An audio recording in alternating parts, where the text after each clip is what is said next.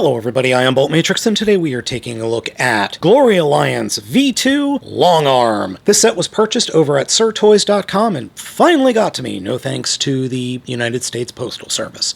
Anywho, we're going to take a look at the little Headmaster unit first. This is Longarm in his Headmaster, or I should say Headmaster robot mode. I don't know if they're robots or if they're actually just like power armor. I'm not sure, but you can see the robot face there. Figure has posability. Head is on a ball joint, shoulder on a ball joint, swivel at the bicep, and then 90-degree bend at the elbow. There's a hinge and a swivel in the leg, and then bend at the knee for the transformation. Unfortunately, you can't have this guy ride in his little transector, no, that's not really what it is, or his helicopter at all, which I really wish you could. That would be cool if you could fit this guy in here somehow. The helicopter mode itself is really nice. I like this helicopter mode quite a bit. The blades are nice and big. The actual rotor is very ratchety. I wish there was a way that you could spin the blades freely, but you can't. It's not that big a deal. Aesthetic works well. I mean, obviously there are a pair of feet back here, but it's fine. It's fine. I like the helicopter mode. It works. Now, it's no evac, mind you. And evac being the Transformers Cybertron evac, aka Live Convoy. It's about the same size as that from other reviews of this figure that I've seen where they still have evac. Mine is somewhere. It's in storage. I know it's in storage. Shape-wise, it's very good. Color-wise, it works well. I like it quite a bit. Now, transformation. Just for this transformation, we're just going to pop off the rotors. Or the blades, I should say. We're just going to pull them off and put them off to the side. That just makes things easier in the long run. All right, for the transformation, first, push the nose of the vehicle mode in a little bit and then push up the landing gear, and that will actually peg the nose into place. Take the rear landing gears and just flip them up out of the way. Come underneath the helicopter mode and unpeg this panel, and that will loosen up the shoulders and the arms, and those will just unpeg and flip out like that and straighten them out. Like that. With the arms moved, we can then take the entire rear of the vehicle mode and turn it around 180 degrees on those nice clickety ratchets. The front of the vehicle mode will fold down, and the actual landing gear, the back of the landing gear, will peg into this spot like that. Come down to the legs and open up the sides and unpeg the legs, and the legs will fold out and extend up, and then you can close the outside. So outside of the leg, fold out and extend up, peg it into place, close that up, come down to the end or the bottom and flip up the rotors and put the feet down flush and stand the figure up. Come to the back of the figure and grab this yellow bit and split it apart, and then take the rotor section, pull it away from the body and pull it up, and it'll peg into that yellow section. And now we just need to give him a head. That's where this guy comes in. Pull the little cap off, keep the joiner all the way down, fold the head up, bring the arms up at 90 degrees, fold the shoulders back, and then push the arms in, the forearms in, and they will peg into place. And before we get the legs flipped up, grab that cap that was on the back and plug it in up top.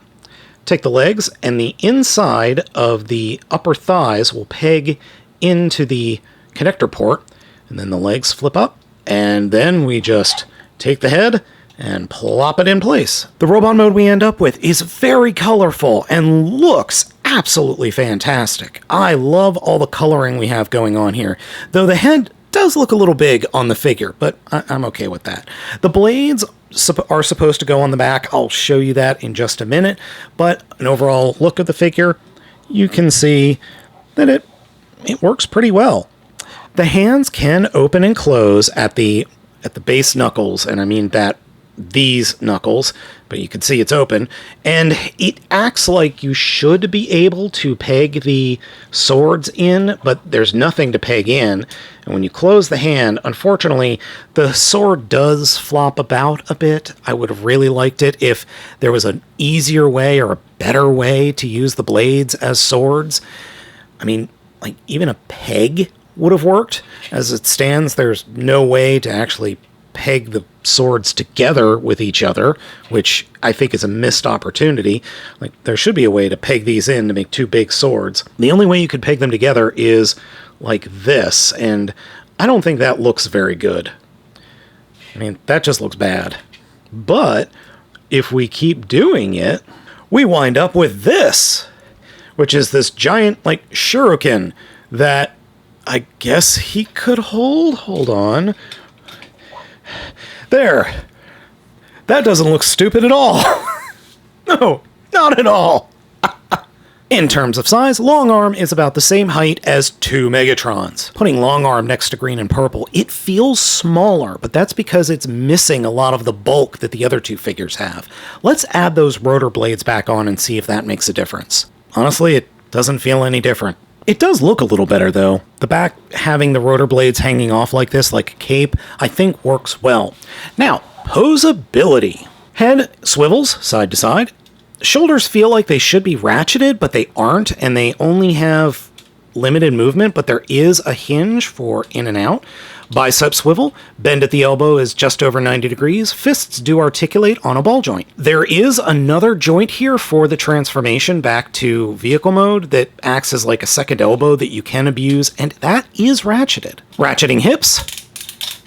Front skirt lifts up, and the figure can kick forward on a ratchet, and then can kick back at 90 degrees, and can kick out at, well, just over 90 degrees. Bend at the knee is ratcheted as well. The foot is then on a ball joint that has some decent motion, or, yeah, decent motion. Yeah, it's got plenty of room for articulation there. So you can pull off some decent poses. I just wish it came with a gun or something. That'd be nice. And no, there's nothing in the directions that says he has a weapon of any sort. Overall, I like the red helicopter. I do. I think it's fun. I think it's got a good transformation. I wish two things. One, that it came with another weapon, or that the blades could be wielded in its hands somehow. And two, I wish that the leg ratchets were tighter, because this figure has some really not super tight ratchets in the knees, but then the hips are super tight, but there's a large gap between each ratchet. So I'm assuming that they cheaped out on the ratchets a little bit and went with some cheaper ratchets. So there is that. Otherwise, it's a fun figure. It stands up well, it can pose pretty well, it looks good in both modes. It's a winner. So folks, I'm going to include a link down in the description to Sir Toys. I can't guarantee that you'll be able to buy it, as Sir Toys has kind of gone dark, but their website is still up. So just be wary of that. Please let me know what you think of the Red Flyboy down in the comments. Thank you so much for watching. I have been Baltmatrix, and I will catch you all next time.